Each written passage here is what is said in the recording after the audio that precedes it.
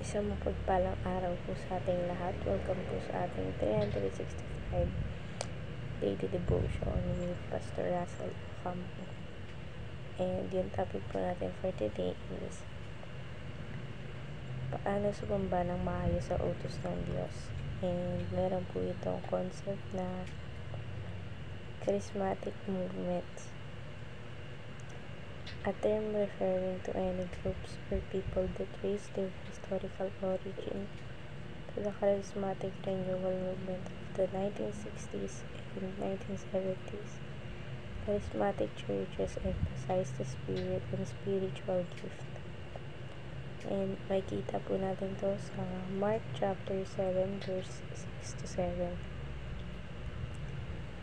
He replied, Isaiah was right when he prospered about the hypocrites, as it is written, These people honor me with their lips, but their hearts are far from me.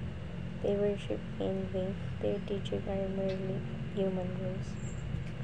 Sa Tagalog po, sinabi niya sa akin, tama ang pahayag ni Isaiah tungkol sa inyong mga mapagkunwari ayon sa nasusulat.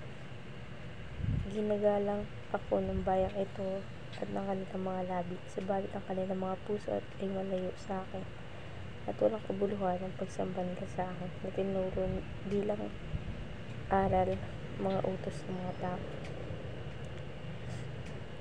Ngayon naman po, i-share ko po yung mga natutunan ko sa naging topic po natin for today.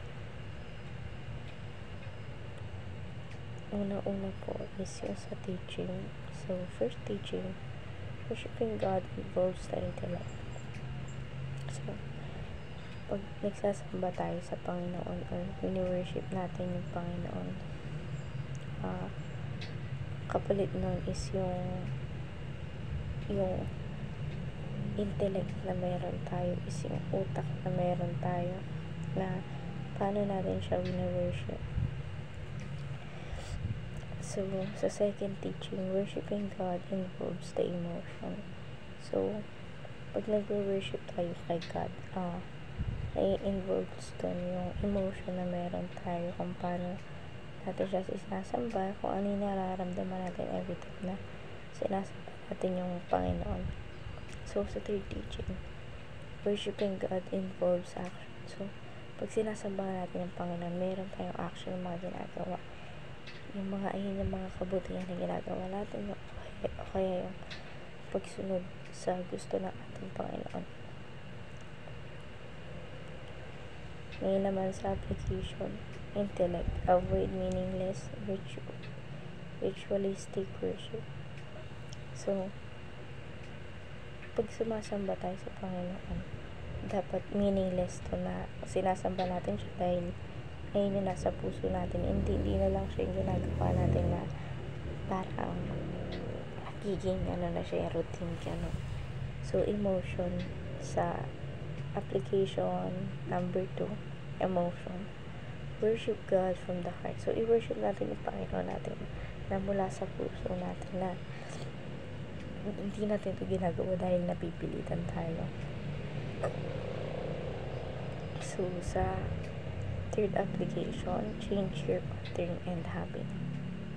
Kung may habits tayo na bad, or may mga patterns tayo na parang sunod-sunod na ginagawa natin araw-araw na hindi naman nakakabuti, much better kung mag-change tayo sa plan na yun, na mas maganda kung doon tayo sa ikakabuti natin na yun yung sa gusto ng Panginoon.